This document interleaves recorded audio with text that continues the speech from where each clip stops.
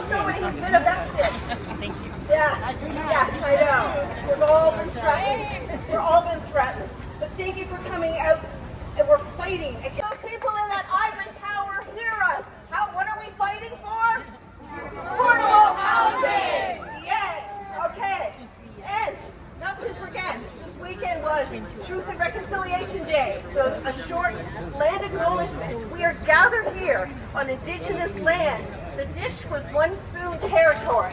It's the traditional territory of the Haudenosaunee and the Confederacy, the Wendat and the Mississaugas of the Credit First Nation. We gratefully acknowledge these Indigenous nations for their guardianship of the sacred land. My name is Patty, and I live in a little oasis in the southwest corner of Toronto. It is threatened to be Canada's largest ever demoviction. And that is not something I want to be. No, I know. Over 1,000 tenants. Some of them are fragile seniors on fixed income. They want to quadruple the density. The lack of rent control. I cannot afford to move. Plus, I live in a beautiful paradise. So that's why I'm here to protest. Now over to my co-host, Megan.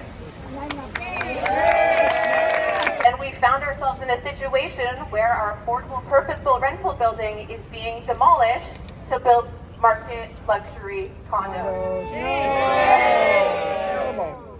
And it makes me wonder, why are we doing this in the middle of a housing affordability crisis? Why are we not building on empty plots? Why are we not building on parking lots and other empty spaces?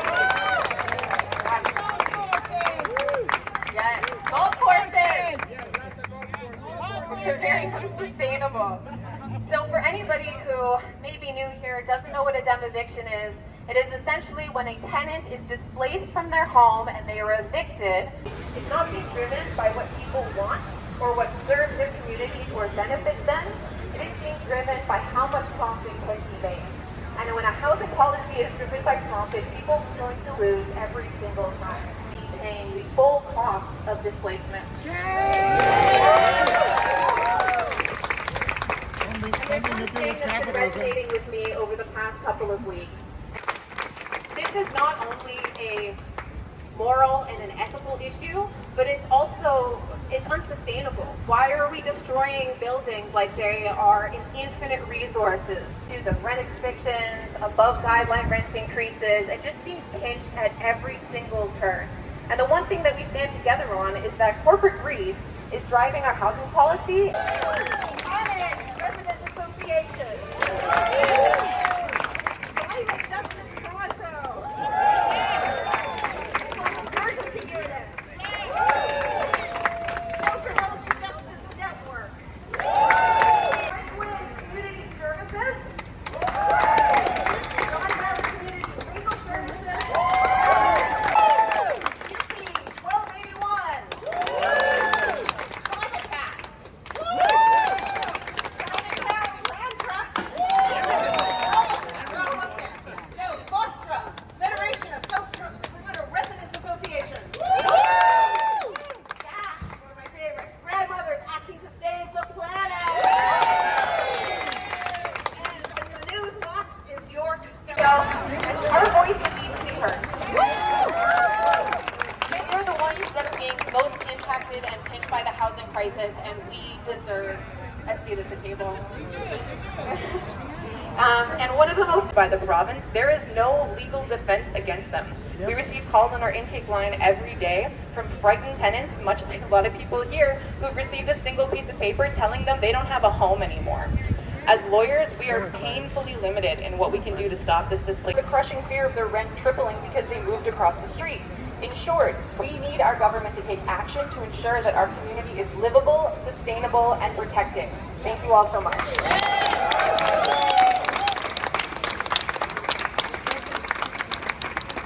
St. Jamestown. Our local is made up of City of Toronto workers, so speaking today to you in front of City Hall, where so many of our members work, is special. It is truly inspiring to see a group of tenants come together to build, organize, and to resist. The housing crisis is real. It's real, and we see it and feel it across Ontario, and especially here in our city, everywhere we look. I hear it from QP Local 79 members when I talk to them. Folks who are members of our union with decent salaries and collective bargaining power behind them are struggling to make ends meet, as the cost of housing continues to skyrocket and inflation is making everyday items simply unaffordable. Today, the minimum wage rose to a whopping $16.55. While a living wage is $23 an hour, and the rental wage is $34 an hour. Minimum wage falls far, far below what folks need to survive so they don't end up on the streets. I know that the rental stock in our city, especially affordable quality rentals, is quickly being eroded. Many of you are here because your building was slated to be demolished with little or no consultation and limited recourse. Shame. Thank you for taking your fight to City Hall and to the legislature. We have to continue putting pressure on decision makers to make sure tenants across Ontario are heard and not ignored.